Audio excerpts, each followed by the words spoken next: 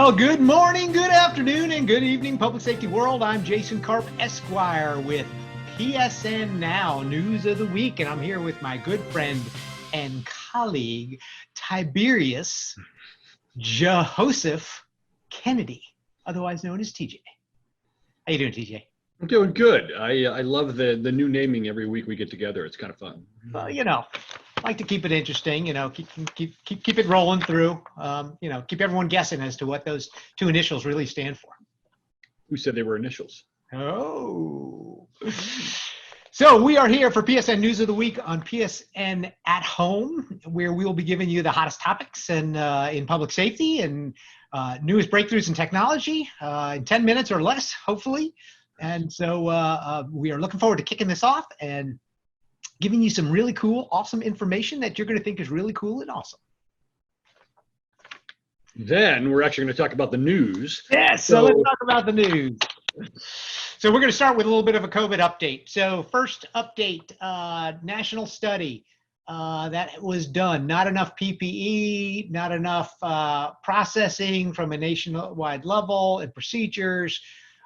It's hand tying EMS, not allowing them to really do their optimal performance in spreading the in tapering the spread of the disease, and clearly a need for more assistance, more guidance on that point from a national level.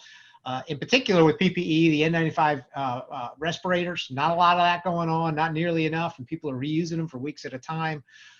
There's no real protocols from a national standpoint on social distancing. And in fact, a lot of questions still on when patients are contagious.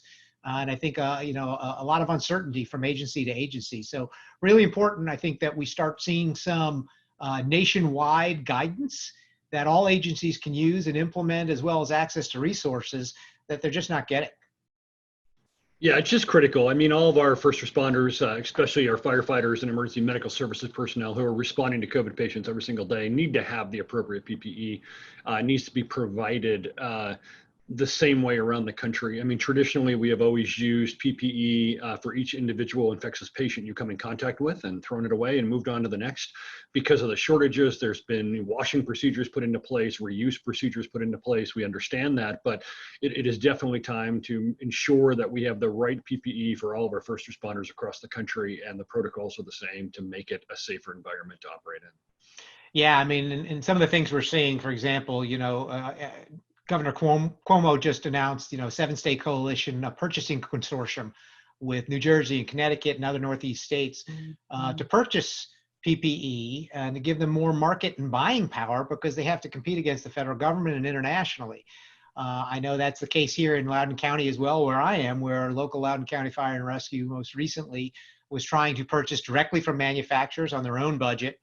And in fact, when they did so, the PPE was actually seized by FEMA that outbid them upon delivery, and put it into the standard, I guess, kind of national stockpile arsenal, leaving the state agencies to somehow go through the quote unquote normal process. Yet at the same time, they're being told that they need to go out and they're responsible for getting their own PPE. So there's a lot of confusion out there, and I think a lot of misconception about the availability of these PPE resources. Really just critical that there's greater action taken to ensure that this equipment and critical items and resources are getting to the first responders that need them. It's really pretty simple. Our first responders need the appropriate PPE every day, 24 hours a day. Plain and simple. Make it happen. Let's stop talking about it. Done. Exclamation point on that. Absolutely, PJ. We got to solve that issue. In some of the good news, we are seeing a flattening of the curve, and we're seeing a number of countries as well as states at least start to talk about lightening the restrictions. I know Italy and Spain, France, all talking about some loosening of the restrictions, although with significant limitations. Quebec has loosened some of their limitations as well with some of the small businesses, but not Montreal. And this makes my heart feel, good, and, faith in a lot of these governments, that they realize that Montreal doesn't have sufficient number of bed space in their hospitals to deal with a recurrence of infections.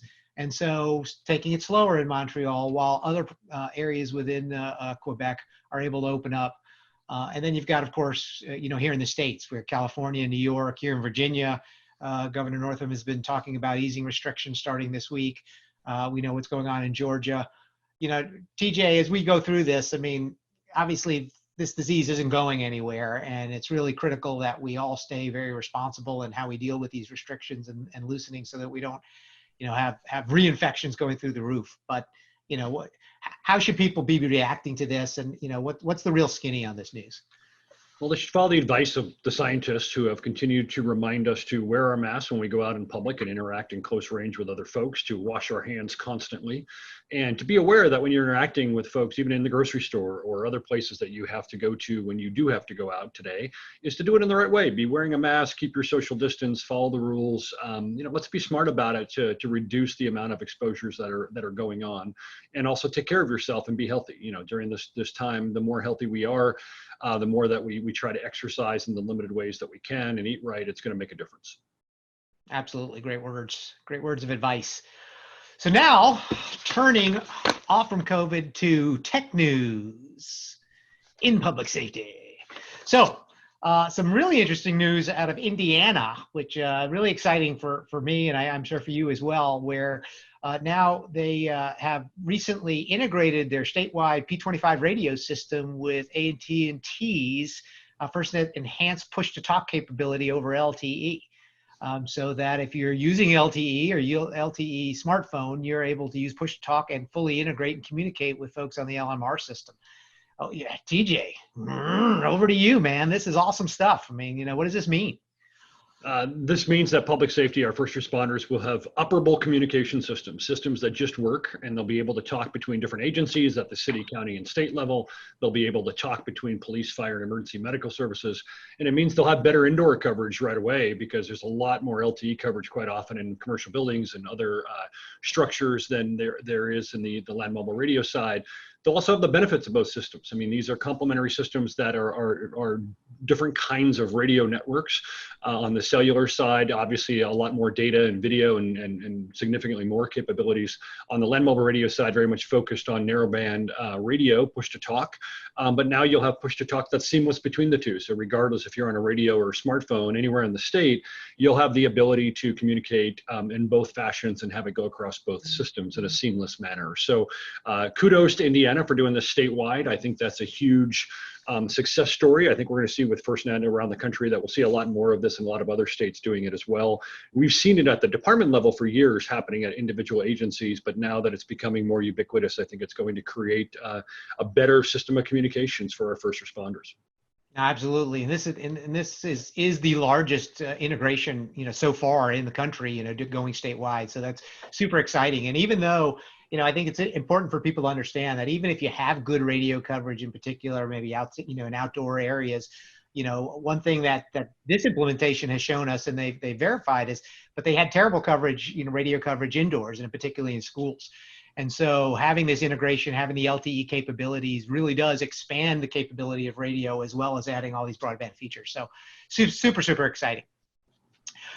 Next off, we move to wearables and some of the cool things going on there. The Apple iWatch apparently can detect coronary ischemia, which I just like saying that word, ischemia. So this is, though, really, really important, right? TJ, for people who have these devices and have coronary issues, the fact that these devices can track this information could be hugely helpful to both responding first responders and paramedics, as well as treating hospitals. No, it's critical, and smart watches and smartphones have an amazing array of sensors on them. One of the unique things about smart watches, of course, is that they're wearable. So like an iWatch and other brands, you have the ability to now have these sensors detect not just vital signs, but anomalies in those vital signs, thanks to the fact they're connected to the cloud through cellular connectivity. And you have the ability to alert medical personnel as well. I mean, another big announcement this week was that Apple and RapidSOS announced that they're working together to ensure that medical data can be shared between citizens and 911 centers, and having the ability to share that with those public safety answering points, which means at the end of the day, leveraging public safety broadband networks, you'll be able to go ahead and have that in the hands of the responding paramedics and emergency medical technicians. So this is really a perfect example of the Internet of life-saving things that we've talked about for many years. And we're seeing it happen now on the consumer side with wearables that can provide these alerts and provide this data to the cloud and be able to help alert when there's a medical condition that's starting to occur very early, which makes a huge difference in the amount of time it takes to both call 911, to get into the appropriate hospital, and to get to definitive care. As we know, with most heart attacks, definitive care is getting into a catheterization lab, a cath lab as it's referred to. And the sooner that happens with good data, the better the outcomes of patients are. So this is going to improve patient outcomes for those who are having heart attacks. Spot on. I mean, great discussion. And I know I've got my smartwatch, and you know, it's tremendous what these can do now to help protect and save lives. So that's fantastic. And it's a great segue into our last segment here, which is we have the latest and greatest new public safety broadband network in the process of being deployed in Finland, where Risk-Avert and Verve 2.0 have awarded a contract to Elisa for the radio access network and to Ericsson for the core network. So, you know, like what we did here with FirstNet, we are now seeing the deployment of nationwide broadband public safety grade networks throughout the world, and certainly now in Finland. It's super exciting.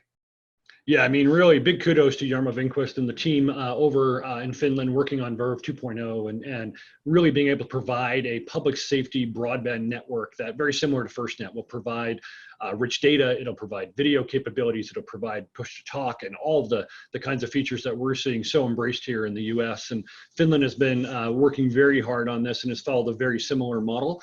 And it's going to be exciting to see the lessons learned that come out of that, as well as the enhanced capability. It's an exciting time to see many other countries starting to make this shift.